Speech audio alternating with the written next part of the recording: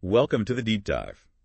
Today, we're taking a closer look at Alok Kumar's book, The Art of Anger Management. That's right.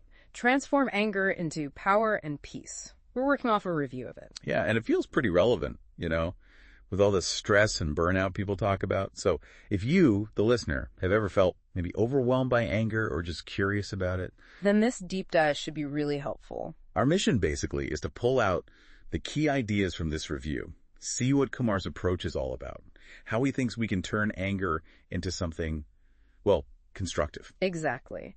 And what jumped out at me straight away from the review is that Kumar isn't doing the usual just calm down thing. Right. Don't just suppress it. No.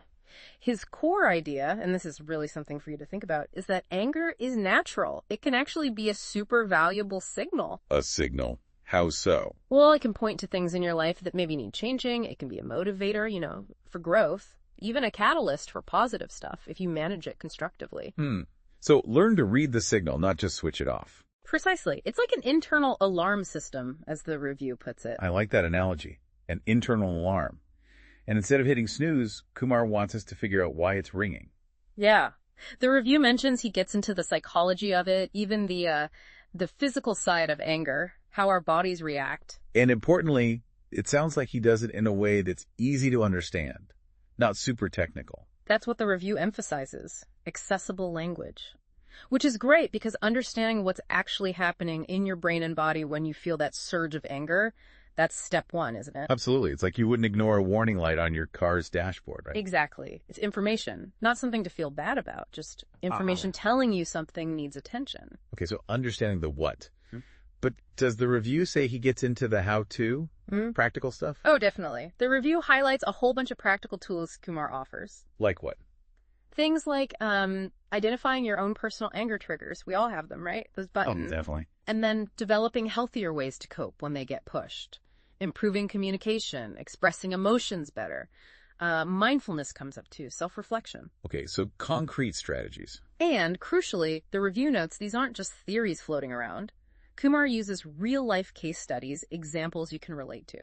That's good, because sometimes you read this stuff and it's like, okay, but what do I actually do tomorrow? Right. It seems Kumar tries to bridge that gap for you, moving from just knowing about anger to actively working with it. Okay, now this bit in the review caught my eye. It mentions the emotional ecosystem around anger. What's that about? Yeah, that sounds like a key differentiator. The idea is that anger doesn't usually show up alone. It brings friends.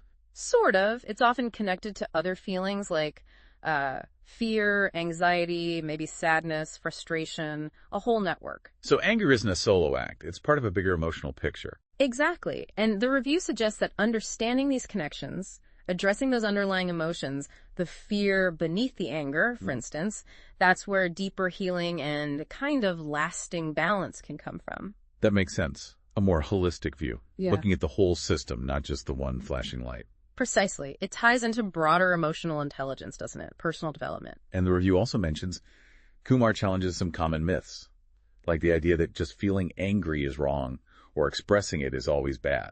Yes, he apparently tackles those head on. Which is interesting because, let's face it, many of us probably grew up hearing messages like that. Yeah, don't be angry. Right. But Kumar seems to argue, based on the review, that the emotion itself isn't the problem. It's often our reaction, how we express it, that causes trouble. So again, it comes back to anger as a signal. A potentially useful one. Yeah, a signal that something needs looking at. And if you address it constructively, it can actually be a force for positive change, not just destruction. It shifts the perspective away from shame or guilt just for feeling it. Interesting. What about the author himself? Alok Kumar. The review gives a bit of background. He's got an MBA business background. Yeah, MBA, BBA, over a decade in business administration, successful entrepreneur. It's quite a mix. It is. Business strategy meets emotional well-being. How does the review suggest that plays into the book? Well, it highlights this potentially unique blend. Strategic thinking, maybe from the business side, combined with empathetic storytelling. Okay. And it mentions his awareness of emotional challenges, specifically in high-pressure environments. Given his background, that makes a lot of sense. So maybe his advice feels grounded, like it comes from understanding real-world pressures that, a lot of us face. That seems to be the implication. that his approach isn't just academic, it's informed by experience in demanding situations. The review also notes he's written across different genres, suggesting a pretty deep understanding of human behavior overall.